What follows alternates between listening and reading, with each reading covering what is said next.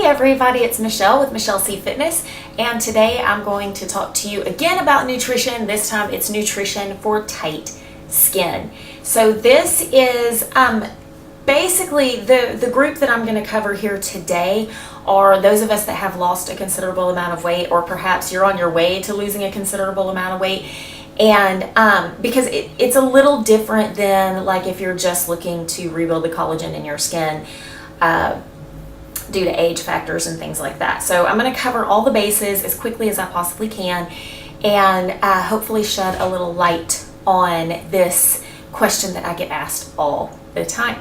So just a little backstory. I've lost over 100 pounds, and I get asked a lot of times, you know, what happened with all the skin and yada yada. And the 100-pound mark is not so bad for the loose skin, as long as you're losing the weight, you're doing a lot of resistance training with it. And we'll get to that in just a second. Now, anything over that, I know I've heard of a lot of people who have lost, 200 or more pounds, and they do have a lot of loose skin and they have to go in and get surgery. I'm not going to tell you that, you should never ever go and do that, anything like that, because it really is up to the individual. I think, it kind of depends on how you feel about yourself, because it certainly is not fun to lose all the weight and then feel like you're just kind of like draped in a sackcloth. So that's up to you. I know it's not a pretty picture, but there are things that you can do to tighten the skin after weight loss, but more importantly, to keep the skin tight while you're losing weight. So one of those things is water. Oh my goodness. Your skin will start to lose collagen as you age anyway. So if we're talking about, not only are we aging, but we're also gaining a lot of weight, trying to lose it and all of that, then it's just like a double attack on the skin. So make sure that you're drinking plenty of water, because hydrated skin is tight skin. You want to aim for at least 60 ounces of water before lunch, preferably another 60 after lunch. And what I do is I keep these big jugs. I find those a lot easier to drink out of, as opposed to the little 16-ounce bottles.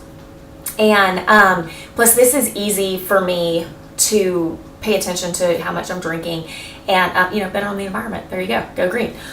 So water is key no matter what you're doing. If you are working out a lot, like if you have a bunch of weight to lose and you're hitting it hard, Biggest Loser style, you're doing 3 hours of cardio a day, and you're hitting the weights an hour and a half a day. Who does that really? But hey, if you are, go you, don't stop. Make sure you're drinking even more water. You need more water to replenish what you lose. And so, make sure that you're getting plenty of that in. Another thing that you can do while you're losing weight to keep the skin tight is to make sure that you are putting resistance training into your workouts. So you want to resistance train 3 to 5 days a week. It's going to depend on your body and your goals. And resistance training can come from anything. You can do body weight based exercises, you can do bands, you can do iron, the bars, the dumbbells, the medicine balls, the kettlebells, all of that. The two things that I have found work the best are dumbbells and kettlebells. That's my personal preference. Because as I was losing weight, you want that muscle to grow underneath as well, and it's going to help rebuild the collagen in the skin as you build lean muscle mass. Make sure that you are getting plenty of protein in your diet, but also don't overdo it.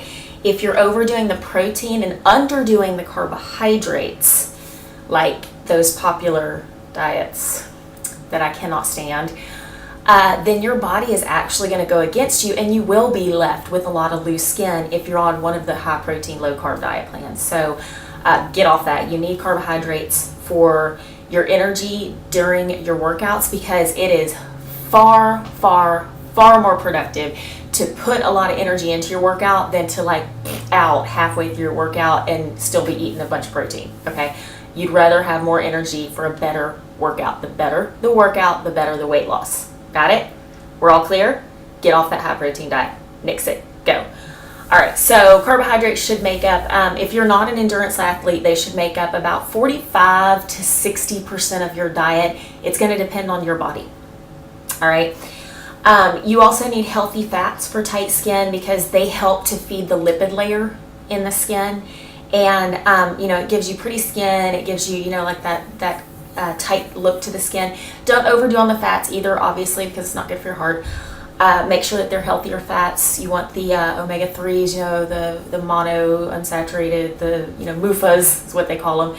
Mono unsaturated fatty acids. So those are always good. Fish is great to put into your diet up to 3 to 5 times a week, as long as you don't have an allergy to it. My goodness, if you have an allergy to it, don't go putting it in your diet.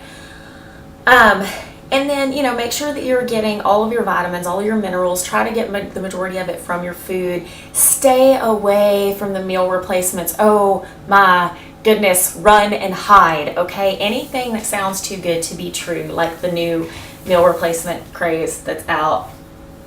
I won't say what it is. But anyways, whatever that, you know, that new craze is out, the glorified Slim Fast, whatever, it's full of fillers. So it does help you lose weight. Yes, indeed.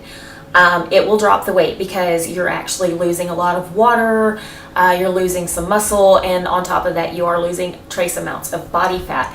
So anything that tells you you can lose weight without working out, like just drink these 2 shakes a day and have a sensible dinner and just walk, it's too good to be true. So we need to start paying attention to those too good to be true moments and let them pass. Meal replacement shakes are terrible, terrible for your skin.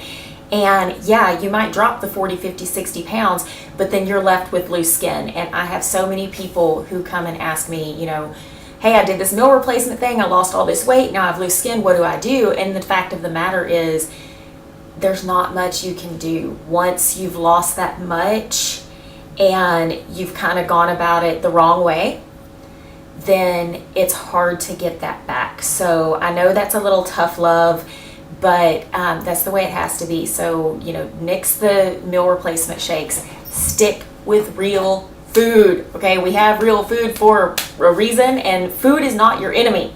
It's your relationship with food that's your enemy, and the meal replacement shakes with all the fillers, they are not improving that relationship at all. So get rid of them. Call your provider and say, you're no longer my drug dealer. I have to go to the produce section at the local grocery store. So just do it. Make like Nike and just do it. All right, so those are the main things. Make sure that you are getting plenty of fruits and vegetables. Those are actually going to help feed the skin. They're going to help pull it in. And also make sure circuit training is honestly one of my favorite forms of training to help drop body weight and pull the skin in at the same time, because you're working a lot of the cross fibers, you're growing the muscle, you're burning the fat, and it's going to pull everything in. That's the way I like to train all of my ladies. Because it creates, you know, the physique that we all want, which is something that's drawn inward and tight. So those are my nutrition and fitness tips for tight skin. Stick with me. Come check out the channel a few more times. I'm going to have some circuits up for you. I've got lots of free workouts that we're filming and a whole bunch more nutrition tips. And until I see you next time, ditch the high protein diet, ditch the real meal replacement shakes. I can't even say it. And have a healthy day.